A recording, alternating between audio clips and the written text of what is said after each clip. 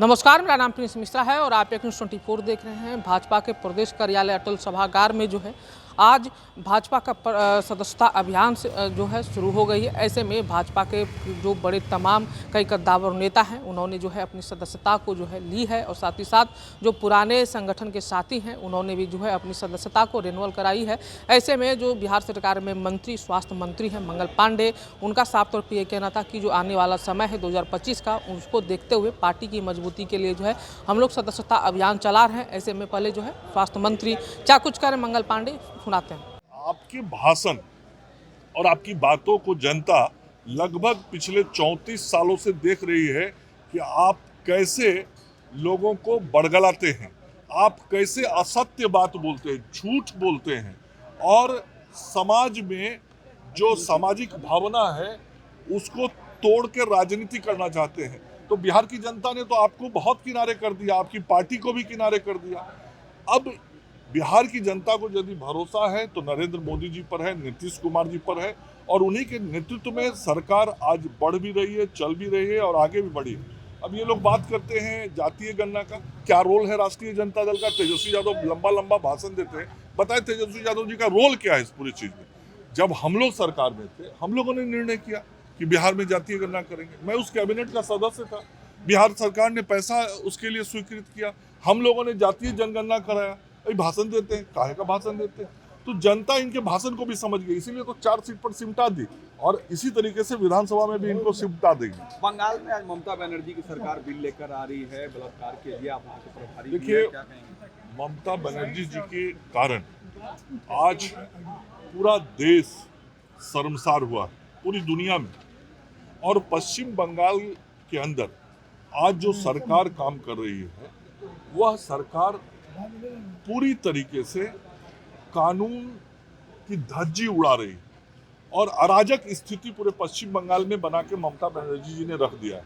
और खास करके जो हमारी माँ बहनें हैं पश्चिम बंगाल के अंदर, उनके सम्मान, इज्जत, प्रतिष्ठा आज सुरक्षित नहीं रह गई।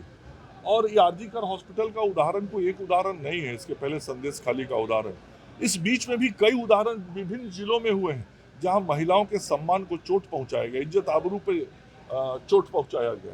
और ममता बनर्जी की सरकार कभी भी कहीं भी वैसे गुंडों अपराधियों पर कार्रवाई करती हुई नहीं दिखाई पड़ी, चूंकि वो सब टीएमसी के कार्यकर्ता हैं, चूंकि वो टीएमसी के समर्थक हैं। इसलिए ममता बनर्जी का सीधा निर्देश रहता है कि ऐसे कुकृत्य करने के बावजूद भी टीएमसी के कार्यकर्ता को पुलिस गिरफ्तार नहीं कर सकती, टीएमसी के कार्यकर्ताओं पर पुलिस हाथ नहीं डाल सकती, उल्टे उनको बचाने का काम करेगी। यदि बचाना मकसद नहीं था ममता बनर्जी जी का, तो जो घटना घटी आरजीकर हॉस्पिटल में, जो हमारी मेडिकल की छात्रा थी, डॉक्टर थी, उसकी हत्या होने के बाद भी एफआईआर क्यों नहीं की गई? जब उसकी अंत्येष्टि कर दी जाती है उसके बाद आप एफआईआर करती हैं। बहुत साफ है ममता दीदी कि आपके नाक के नीचे ये घटना घटी और बिना आपके इशारे के पुलिस ऐसा नहीं होने दे सकती है और आप खुलेआम अपराधियों को बचाने का काम करती हैं। आज आपका सही चेहरा जो है वो उजागर हो गया है जनता के सामने। जनता देख लिए, जो हमारी बहनें हैं, माताएं हैं, उन लोगों ने देख लिया कि मातृशक्ति के रूप में जिसको मुख्यमंत्री बनाया था वो वास्तव में हमारी विरोधी है। इस चेहरा को जब जनता ने पहचान लिया, आपका नकाब उतर गया है, तो अब झूठा कानून का नकाब ओढ़ने चली हैं आप।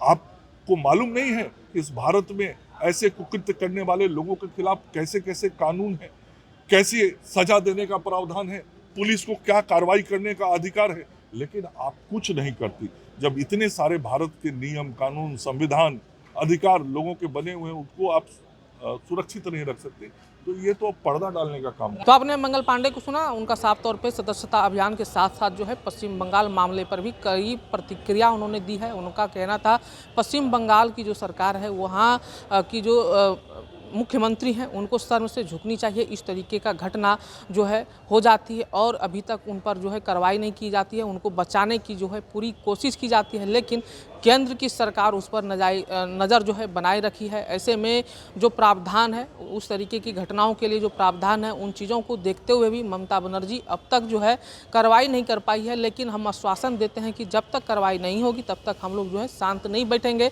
ऐसे में कहीं ना कहीं जो ये प्रक्रिया है अब जो है तूल पकड़ता हुआ नज़र आ रहा है। ऐसे में आप लोगों को क्या लग रहा है, कमेंट बॉक्स में ज़रूर बताइएगा। फिलहाल धन्यवाद।